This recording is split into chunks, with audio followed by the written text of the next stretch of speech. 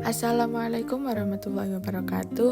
Kami dari kelompok 1 ingin mempresentasikan tentang morfologi daun lidah buaya, jeruk, salam, dan bandotan. Untuk anggota kelompok kami yang pertama ada Ayub, yang kedua Diadema Putri Aulia, yang ketiga Fitria Aulia Yumna, yang keempat Sevia Nabila Ramadhani, yang kelima Nursa Adiah, dan yang terakhir Muhammad Kurniawan Rizky. Morfologi daun lidah buaya atau aloe vera. Tepi daun bergerigi dengan duri kecil tajam sebagai pelindung dari herbivora. Daging daun tebal, berisi gel transparan untuk menyimpan air. Tulang daun tidak tampak jelas, namun terdapat xilem dan flum di bagian tengah sebagai tulang semu. Pangkal daun melebar, menempel pada batang, membentuk roset untuk menopang daun. Ujung daun meruncing tajam, membantu menyalurkan air hujan ke bawah.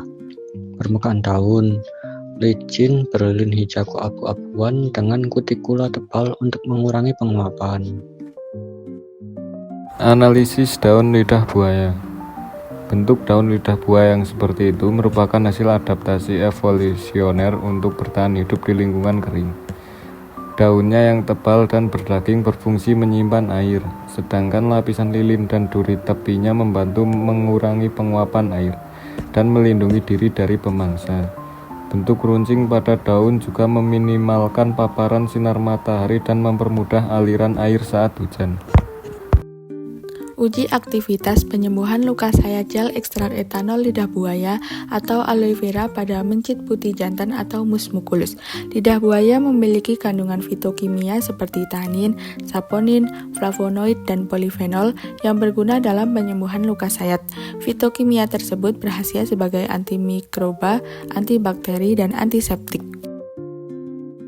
Pada Oktober 2023, Mila Santi melakukan uji coba penyembuhan luka sayat pada mencit menggunakan ekstrak lidah buaya. Pertama, memberi sayatan di punggung mencit sepanjang 1,5 cm.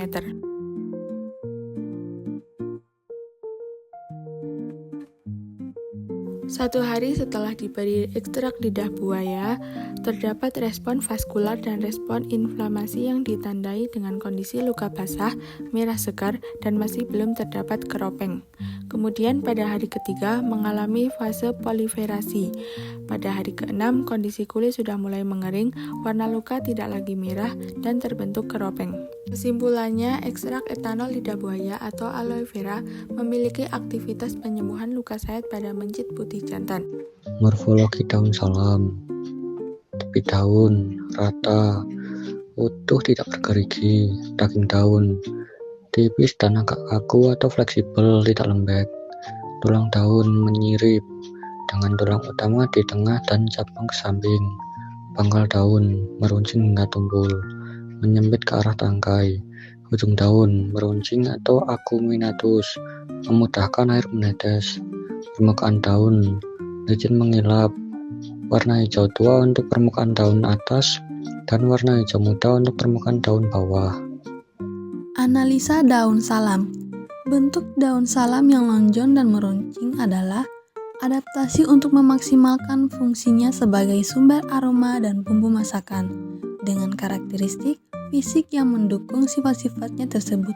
Bentuk tersebut memungkinkan daun untuk melepaskan aroma khasnya saat diremas atau dimasak, sementara permukaan atas yang licin dan hijau tua, serta struktur tulang daun yang menyirip membantu daun ini tumbuh dan menyerap nutrisi secara efisien. Daun salam atau Syzygium polyanthum. Dengan judul artikel Pengaruh Pemberian Daun Salam atau Syzygium polyanthum pada penyakit hipertensi. Daun salam ini termasuk ke dalam keluarga Myrtaceae. Seperti yang sudah dijelaskan tadi, bentuk dari daun salam yaitu elips dengan ujung daun tumpul atau runcing berwarna hijau tua. Daun salam ini tidak hanya untuk penyakit hipertensi, tetapi juga bisa digunakan dalam penyakit diabetes, mellitus, gastritis, ulcer, diare, dan infeksi. Pada tabel tersebut merupakan penelitian dan hasilnya yang dilakukan oleh beberapa orang seperti Badru Jamaluddin et al. Pada tahun 2020 dengan penelitian perebusan daun seledri dan perebusan daun salam. Yang kedua yaitu ada Davriani pada tahun 2016 dengan penelitian perebusan daun salam sebanyak 2 kali sehari kepada sampel yang berjumlah 20 orang yang terdiri dari 10 orang merupakan kelompok intervensi dan 10 orang termasuk kelompok kontrol. Yang ketiga yaitu ada ARIS yang dilakukan pada tahun 2018 dengan penelitian pemberian air rebusan daun salam kepada penderita hipertensi. Dari ketiga hasil penelitian tersebut dapat disimpulkan bahwa adanya keterkaitan antara pemberian rebusan daun salam dengan penurunan kadar tekanan darah. Lalu mengapa daun salam dapat menurunkan hipertensi? Karena di dalam daun salam terdapat senyawa flavonoid yang mampu menurunkan sistemik vascular resistency atau SVR yang menyebabkan vasodilatasi pada pembuluh darah serta berpengaruh terhadap kerja angiotensin converting enzim atau ACE pada jalur renin angiotensin system atau RAS yang berperan dalam menghambat terjadinya perubahan angiotensin 1 menjadi angiotensin 2. Selanjutnya ada morfologi daun jeruk purut. Tahu Citrus citricea. Yang pertama ada bentuk daun. Daun jeruk purut berbentuk lonjong sampai elips dengan ujung daun meruncing dan pangkal daun membulat. Permukaannya halus, mengilap dan berwarna hijau tua di bagian atas serta hijau muda di bagian bawah. Yang kedua, tangkai daun atau petiolus. Ciri khas daun jeruk purut adalah tangkai daunnya yang melebar menyerupai sayap atau bersayap lebar sehingga tampak seperti 2 helai daun yang menyatu. Bagian inilah yang sering disebut sebagai daun majemuk semu. Karena bentuknya tampak ganda padahal sebenarnya satu daun. Yang ketiga, tulang daun. Tulang daun jeruk purut menyirip atau planate dengan satu tulang utama yang jelas dari pangkal ke ujung daun, serta banyak tulang cabang yang menyebar ke sisi kanan dan kiri helai daun. Yang keempat, tepi daun. Tepi daun umumnya rata atau sedikit berombak, dengan kelenjar minyak kecil yang membuatnya beraroma khas jeruk. Yang kelima, ujung daun. Ujungnya meruncing untuk memudahkan pengaliran air dan mengurangi penumpukan air hujan di permukaan daun. Yang terakhir, kelenjar minyak atsiri. Pada permukaan daun terdapat bintik-bintik kecil berisi minyak atsiri yang mengandung senyawa seperti limonene dan citronella, penyebab aroma khas daun jeruk purut yang kuat dan segar. Selanjutnya ada analisa daun jeruk. Bentuk daun salam yang lonjong dan meruncing adalah adaptasi untuk memaksimalkan fungsinya sebagai sumber aroma dan bumbu masakan, dengan karakteristik fisik yang mendukung sifat-sifatnya tersebut. Bentuk tersebut memungkinkan daun untuk melepaskan aroma khasnya saat diremas atau dimasak. Sementara permukaan atas yang licin dan hijau tua, serta struktur tulang daun yang menyirip, membantu daun ini tumbuh dan menyerap nutrisi secara efisien. Daun jeruk purut atau Citrus citricea. Dengan judul artikel, ekstrak daun jeruk purut atau Citrus citricea mampu menghambat pertumbuhan Candida albicans. Candida albicans merupakan salah satu fungi yang terdapat di dalam tubuh manusia seperti di mulut, kerongkongan, saluran genital, feses, di bawah kuku, dan di kulit.